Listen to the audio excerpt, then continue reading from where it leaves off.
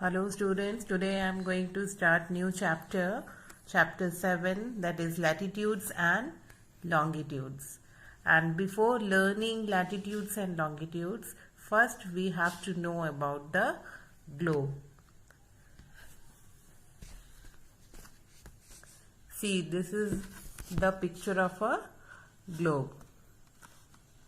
It has some horizontal and vertical lines on it. These lines are imaginary lines, and these lines are only called the latitudes and longitudes.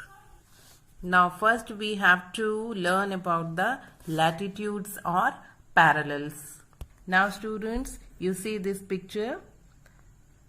This is the set of imaginary lines running from east to west. As you see in this picture, east to west, these imaginary lines are known as the lines of latitudes or parallels. The longest parallel is the equator. This is the equator. This is the longest parallel. It divides the earth into two halves horizontally.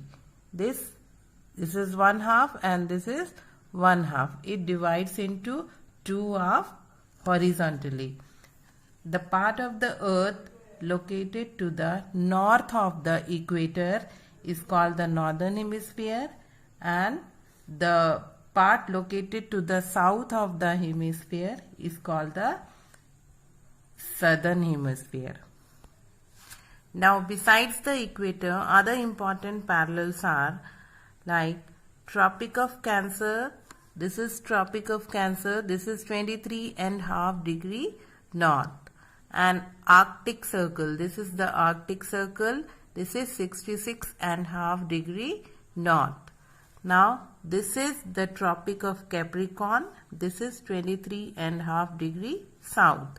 And this is Antarctic Circle. This is 66 degree and 66.5 degree south. And the Arctic, this is the Arctic and the Antarctic circles are also called as the polar circles. Now we have to learn about the features of parallels. Now first is all parallels are complete circles except the North Pole and the South Pole. As you can see, these all parallels are of complete circle except this North Pole and this South Pole. And second one, the length of parallels decreases as we move away from the equator towards the pole. As you can see in this, when we move down to the equator, the length of the parallel decreases. This side it will decrease, and if we will move from this side, it will decrease. Now next point is all parallels are at an equal distance from one another. As you can see, these all parallels are on equal distance of each other.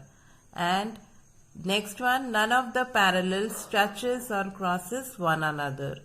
All the parallels, it doesn't touch each other.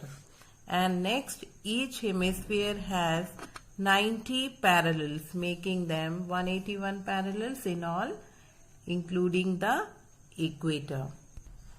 Now students, I hope you all have understood the topic latitudes. Now our next topic is longitudes. Now what is longitude, students?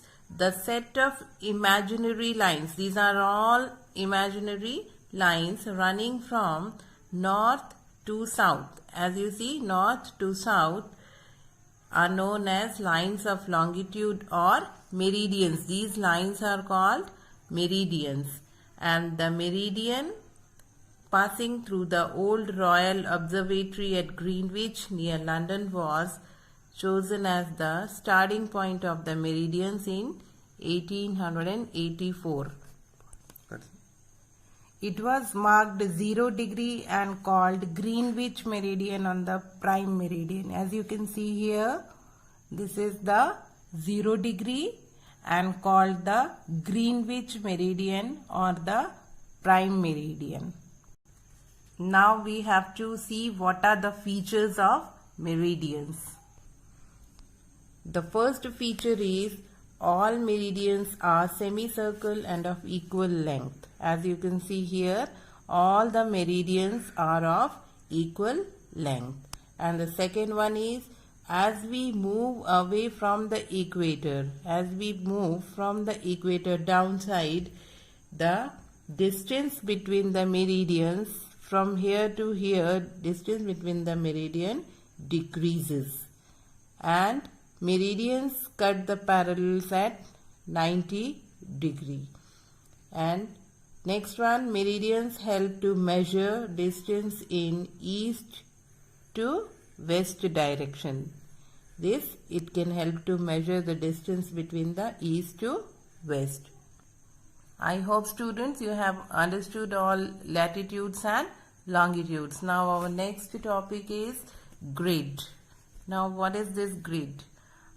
The network of lines formed by the latitudes and the longitudes is called a grids. As you can see here the lines are of latitudes and longitudes both. This is latitudes and these are longitudes.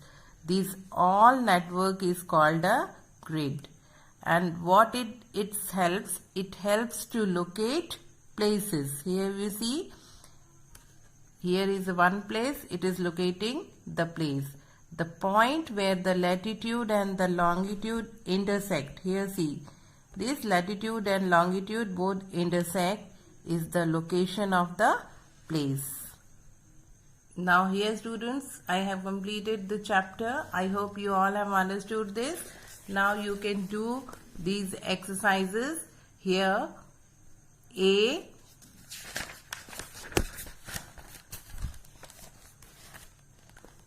B, C, D. This all you will do in your book itself. No need of writing in the notebook, and only answer these questions. This you will do in your social studies notebook. Thank you.